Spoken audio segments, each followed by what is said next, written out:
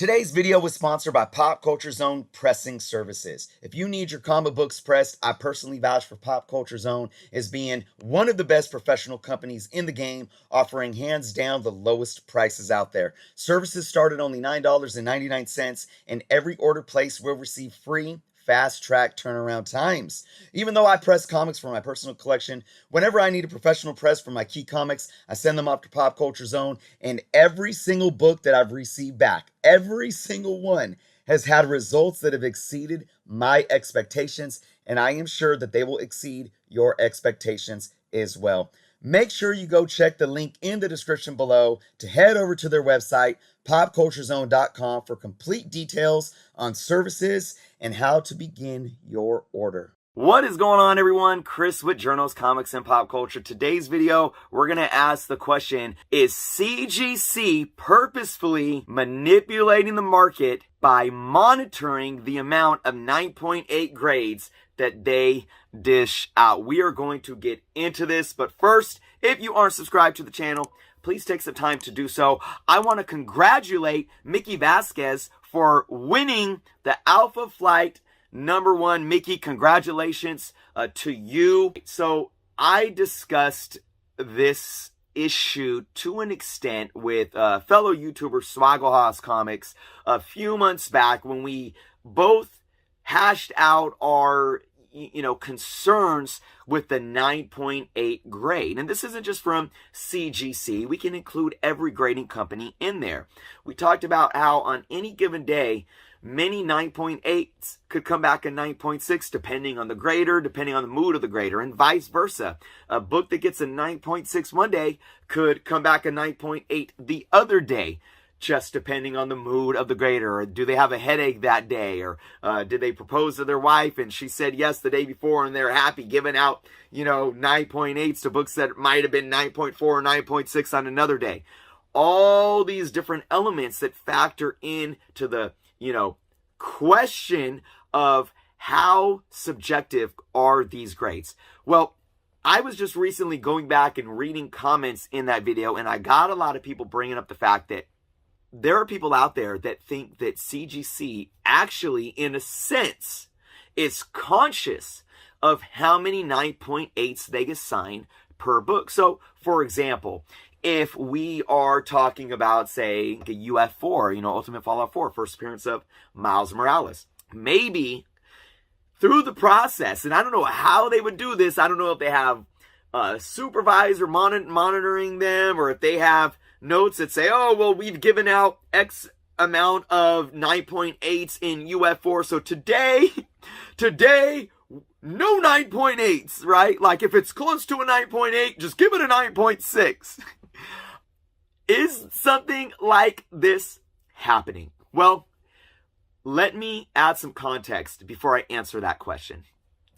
It is very true that the scarcity of, or even the rarity, should I say, and those can correlate here, of a 9.8 is obviously depending on how many 9.8s have been graded by CGC or CBCS and that are out there on the census or on the market. Now, there's two ways to look at it. Supply and demand that affects value works in terms of what is available on the market at any given time. So, for example, if there's 3,500 9.8 UF4s out there, but there's only 300 on the market at any given time, and the demand for that book at any given time is more than 300 people, the book is scarce on the market because the demand is higher than supply, and it's going to keep driving that price up. Because remember, just because there's 3,500 books graded on the census doesn't mean they're all on the market for sale. Many of them are sitting in people's personal collections, and that's where they're staying, right? Many of them shipped out from a collection onto the market and vice versa. But 3,500 that exist is still a very, very small percentage of the 71,000 print run that exist. So in comparison, regardless of how many are on the market or not, they are still technically a bit more rare and scarce than the total amount of books printed. Now, here's the thing though, this is a modern book. There could be potentially 20,000 9.8s sitting out there. Maybe. And they're just not graded yet. Nobody's sent them into CGC or any of the grading companies. So if everyone decided to send in their 9.8 potential candidates to CGC, and, a few months from now we have 20,000 on the market, it could drop that price of that 9.8 because there could be so many 9.8s in existence and on the market.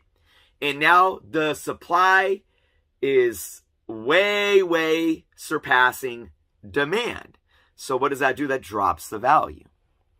Now, how does this correlate to me getting to this question that we want answered? Is CGC purposefully limiting the amount of 9.8s that they are assigning? Again, let's take a hypothetical. If UF4, say they get in a matter of a week, and again, I'm just throwing random numbers out there, folks. Say CGC gets 100 books of UF4s that are 9.8 candidates. They have the potential. Who am I to say that CGC doesn't take them and say, all right, guys, we are, for all 9.8 potential candidates, we are assigning only 40% of them 9.8 grades. So that means it's really not, the graders aren't sitting there and saying, this really is a 9.6, this really is a 9.8. They're taking all those 100 books and they're saying, all of these could definitely be 9.8s, but you know what? 60 of them are going to be 9.6s and 40 of them are going to be 9.8s, because we have to be conscientious and we have to dictate the influx of these books on the secondary market once they're graded and slabbed and put up for sale. Because what is 100 new 9.8s on the market next to 40%? The control of scarcity. If you flood 100 9.8s on the market, it's going to drive up that supply a lot more than just doing 40, and it could devalue that book in a 9.8. So again, I'm not saying if CGC is doing this, but do you see what I'm saying and why people are bringing this up and asking this question? Now you can ask yourself, well, what is CGC like? They're not selling books on the secondary market, so why do they care? Why do they care what a 9.8 sells for? Well, if 9.8s start decreasing in value because the supply is just growing and growing at a higher rate than demand, that can turn people away from sending in their books hoping to get those 9.8 grades. It could do that. It could. So that could be a reason why CGC, wants to be conscious. It's kind of like the reverse opposite of making quota, right? They don't want to make quota. They want to hit under quota, so to say. And if CGC or even CBCS or any of these companies are doing this, this absolutely is a form of market manipulation, because their assigned grades are not based, we always talk about subjectivity, but they're not even based on the subjective nature of what they think the grade might be. It's simply based on numbers in the control of the amount on the market, the control of the supply on the market. That right there is pure and simply market manipulation. And for those that watch my channel, you guys know me. I don't talk about market manipulation. I don't like to use that word unless I need to. Now again, I'm not accusing anybody, CGC or anyone, of doing this.